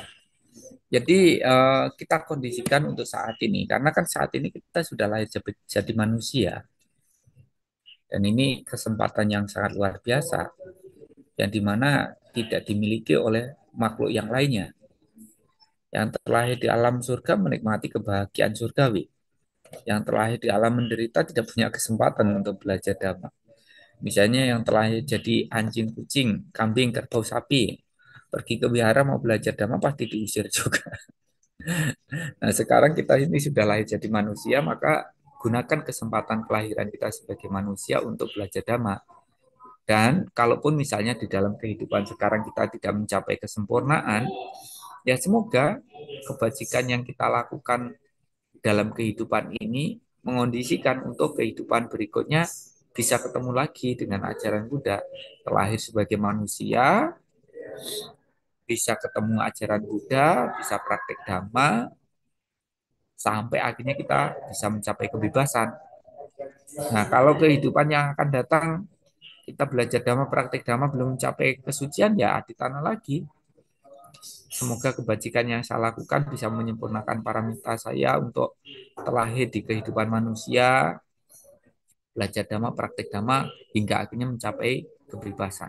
Ya semoga lah kalau dalam kehidupan sekarang tidak mencapai kesempurnaan, ya kehidupan berikutnya terlahir sebagai manusia lagi, belajar lagi, praktek dhamma lagi, akhirnya mencapai kebebasan.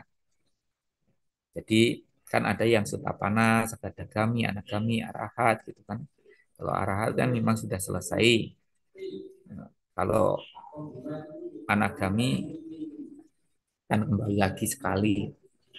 Sakadagami ya minimal maksimal 3 kali kelahiran. Kalau sutapana ya banyak kali kelahiran Mas ya. Tapi itu kan kalau seumpamanya kita sudah mencapai masuk arus gitu, yang tidak mungkin lagi akan melakukan keburukan sehingga memungkinkan kita hanya mencapai kebebasan lebih cepat daripada itu. Gitu. Misalnya Sutapana tidak sampai 7 kali kelahiran, mungkin sekali 2 kali kelahiran lagi kalau kita berjuang sungguh-sungguh bisa mencapai kesempurnaan. Maksimalnya kan gitu, maksimalnya sampai 7 kali, sampai 3 kali, sampai sekali gitu kan. Tapi bisa saja kalau kita saat ini belajar sungguh-sungguh, praktek dhamma sungguh-sungguh, tidak sampai harus ke lahiran berikutnya, dalam kehidupan sekarang pun kita bisa mencapai kesempurnaan. Ya, walaupun tidak mudah, tapi kita punya keyakinan dengan praktek dhamma, dengan melaksanakan dhamma, kita bisa mencapai kesempurnaan. Ya, itu pula yang dilihat oleh guru agung kita. Kita ini punya kemampuan, punya potensi untuk mencapai kesempurnaan itu, punya potensi.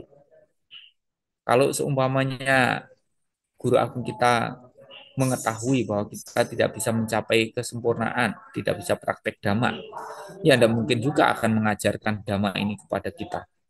Tapi karena beliau mengetahui bahwa kita punya potensi untuk itu, maka karena itulah beliau mengajarkan ajarannya kepada kita semua.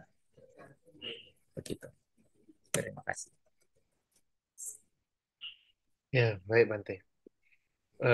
Dhamma itu sifatnya universal. Dhamma itu berlaku untuk semua orang, tidak memandang apapun. Mungkin ini ada pertanyaan yang universal juga.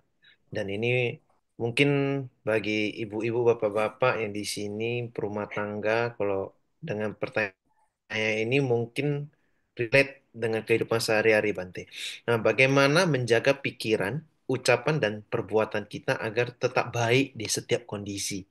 Jadi tidak hanya di kondisi baik, di kondisi buruk pun pikiran, ucapan, dan perbuatan kita senantiasa baik. Silakan. Pikiran adalah pemimpin, pikiran adalah pelopor, pikiran adalah pembentuk.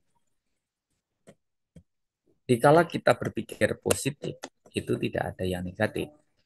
Dan dikala kita berpikir negatif, itu tidak ada yang positif. Nah, dengan situasi kondisi seperti apapun, cobalah selalu mencari makna yang positifnya dari sebuah peristiwa. Tapi itu memang akan dimiliki oleh orang-orang yang memiliki kesadaran yang baik.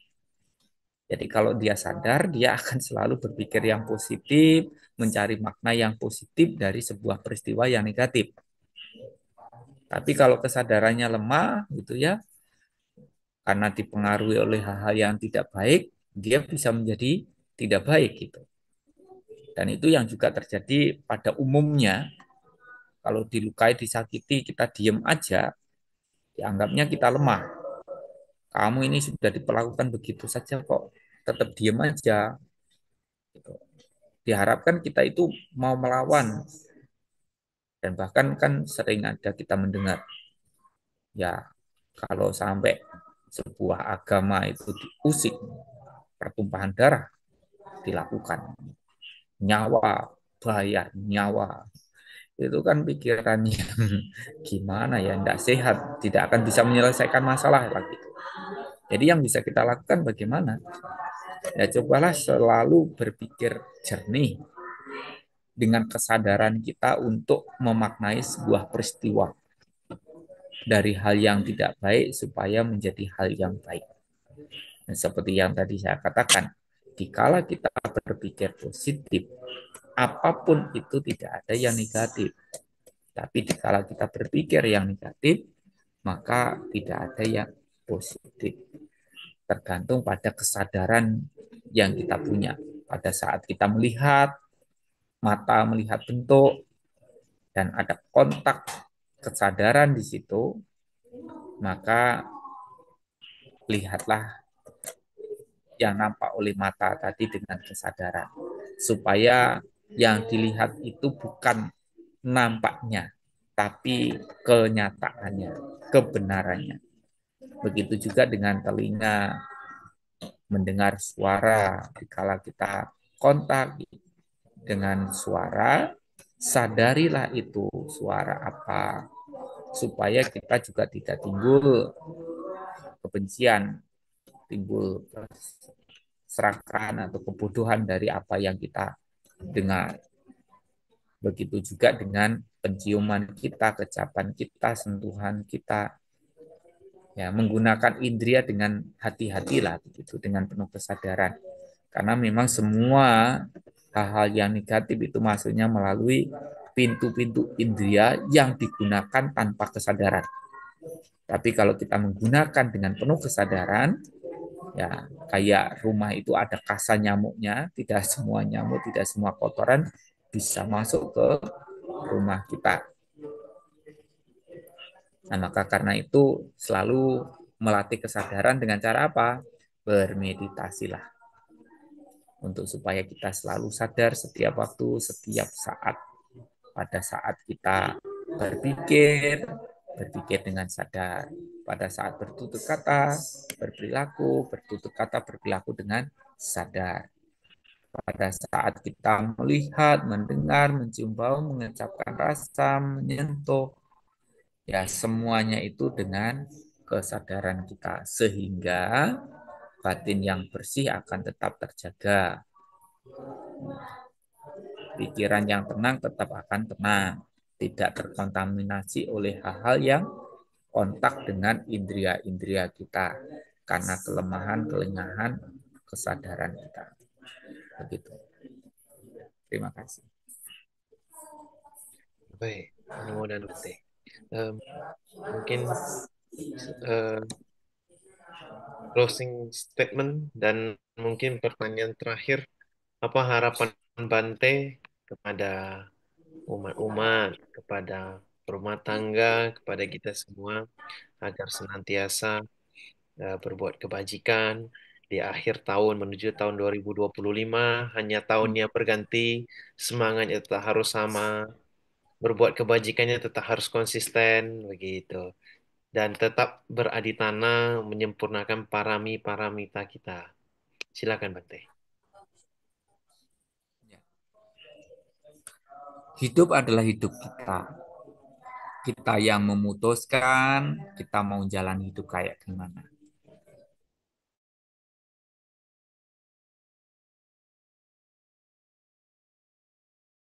Sendiri ya, kita sendiri yang menjalani, kita sendiri juga yang akan mempertanggungjawabkan atas semua perbuatan yang kita perbuat. Berbuat baik dapat kebaikan, berbuat buruk dapat keburukan. Maka mau tahun baru ataupun tahun lama,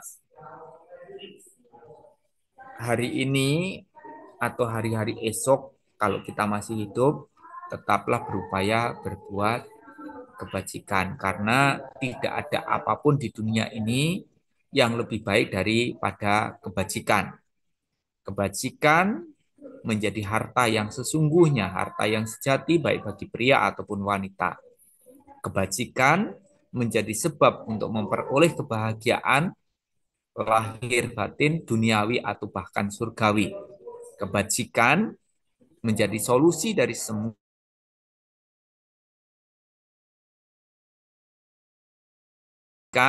bisa menyempurnakan paramita kita hingga akhirnya kita mampu merealisasi kebahagiaan tertinggi Nibbana. Kebajikan sebagai wujud nyata bakti kita kepada orang tua, kebajikan sebagai wujud nyata bakti kita kepada para guru-guru kita, dan kebajikan sebagai upaya kita balas jasa kepada mereka yang pernah berjasa dalam hidup kita, Dan tentunya jasa-jasa kebajikan ini selalu ditunggu dinanti oleh para leluhur-leluhur kita. Maka dikala kita berbuat kebajikan, jangan lupa untuk selalu melimpahkan jasa kepada para mendiang dengan harapan mereka semuanya turut berbahagia. Sekian, terima kasih. Anumodana Bante. Terima kasih sharing hari ini. Nah, Bapak Ibu, mungkin hari ini kita banyak mendapatkan eh, insight insight Bante yang senantiasa membuat kita terus berjalan di jalan Dhamma, terus praktek Dhamma, terus berbuat kebajikan di di penghujung akhir tahun ini dan di awal tahun 2025 kita harus senantiasa terus berbuat kebajikan, melatih pikiran, ucapan dan perbuatan kita. Nah, eh Anumodana Bante, eh, sudah setahun berlalu lagi, artinya setahun, sudah tahun kelima dan tahun depan telah memasuki tahun keenam dari Dhamma Meta Jember, Dhamma Sakaca Online. Nah, semoga krunya semua tetap membantu senantiasa terus ingin berbuat kebajikan, ingin mengembangkan Buddha Sasana melalui online, biarpun kita online, tapi semangatnya tetap sama. Damanya, cita rasa dhamma itu tetap akan sama. Kebenaran itu tetap akan sama. Nah, baik Bante, mohon berkenan memimpin limpahan jasa pada malam hari ini setelah kita banyak berbuat kebajikan.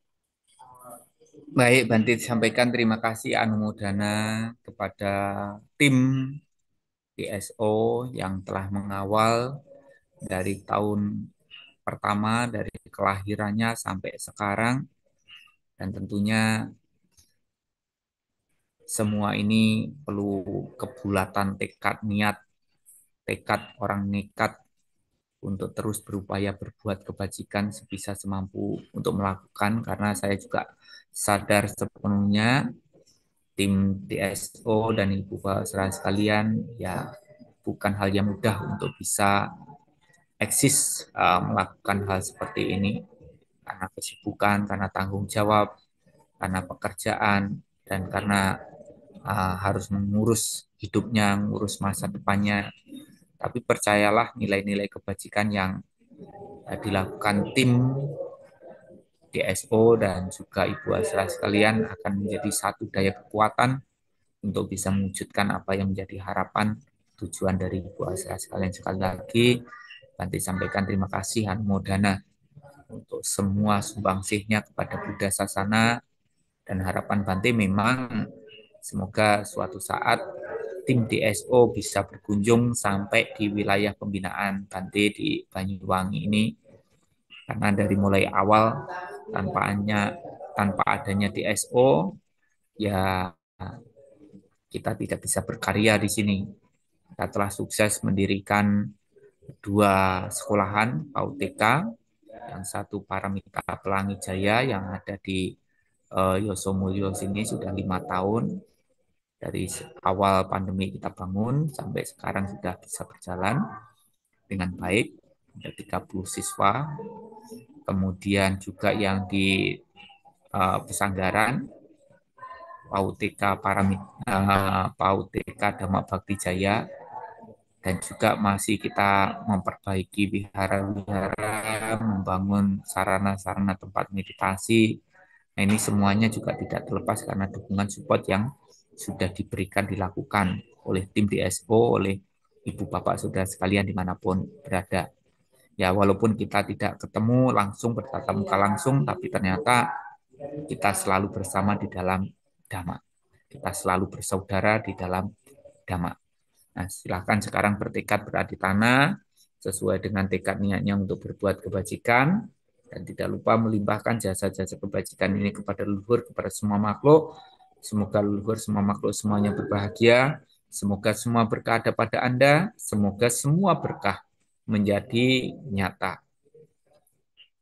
Yatha wariwaha pura pari purenti sagarang ewamewa itu dinang petanang upagam pati icitang patitang tumhang kipamewa samijatu Sabi purentu sankapa cando panak raso yata manijo ti raso yata sabi tiyo wiwak jantuk sabarogo winasatuk mate bawa wantarayo suki digayuko bawa Abiwadanasi le sanicang wudha pacayino cataro dhamma wadanti ayuwano sugeng balang punya sidani kata sa nyanak nyani kata nime te sancak bagino hontu satanata pawanaka ye piyak gunawatan cama yang mata pita dayo ditami capya ditawa anyema jatawirino sata titandilo kasming te bunga catuyonika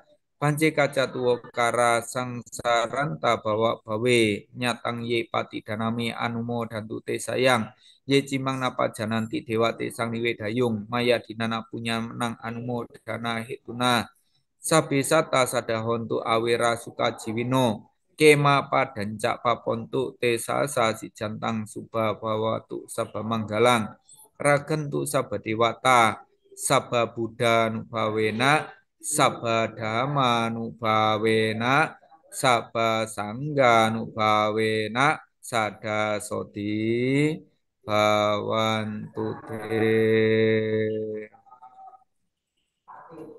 Sadu, sadu, sadu.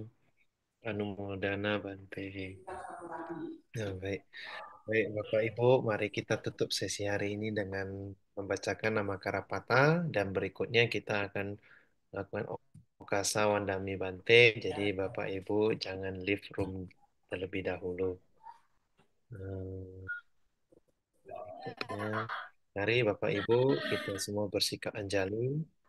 Kita akan bacakan parita nama Karapata. Arahang sama sambuddho bhagawa Budang Bhagawantang Abiwademi Swakato Bhagawata Dhammo Dhammang Namasami Supartipano Bhagavato Sawaka Sanggo Sanghang Namami Sabisata Bhavantu Sukhitata semoga semua makhluk hidup berbahagia. Sadu, sadu, sadu. Ya, baik Bapak Ibu, mari kita melakukan penghormatan kepada Bante. Eh, saya akan mengucapkan Okasa, lalu sama-sama kita mengucapkan Wandami Bante. Okasa, Wandami Bante. Tiada pelindungan lain bagi kita, Buddha, Dhamma, Sangha, pelindung kita berkat kebenaran pernyataan ini. Semoga Anda semua selalu sehat, bahagia, dan sejahtera. Sadu, sadu, sadu. Ya, Nudana Bante hari ini mengisi di episode terakhir di Dhammasakaca Online. Nah, Bapak Ibu, izinkan saya memberikan satu puisi penutup di akhir tahun dan di episode terakhir Dhammasakaca Online hari ini. Setahun sudah kita berjalan di jalan Dhamma yang sama, bersama-sama melangkah penuh dengan keteguhan. Setiap waktu yang berlalu, kita mengisi dengan kebajikan, pikiran, ucapan, perbuatan yang luhur nan agung. Setiap momen indah masa kini menyokong masa depan, membuat jalan yang indah mencapai tujuan yang mulia. Mari kita berjalan di jalan yang indah ini. Semoga semua harapan dan cita-cita mencapai kebahagiaan sejati terrealisasi. Semoga semua kebajikan saat ini senantiasa mendukung masa depan yang indah. Semoga kita senantiasa bersama, berjalan dan terus melangkah di jalan Dhamma selama-lamanya. Satu. Nah, baik Bapak Ibu, mari kita akan tampilkan yang berikutnya adalah pengumuman. Silakan Bapak Ibu yang ingin berdana dan melihat eh, centing pagi sore dari Bante, Bante Teja Punyo, bisa di di capture. Yang ingin berdana silakan ada ke Yayasan Surya Dhamma Indonesia Jaya dan Yayasan Dhamma Meta Jember. Baik, akan kami tampilkan. Silakan Bapak Ibu untuk mengambil gambarnya.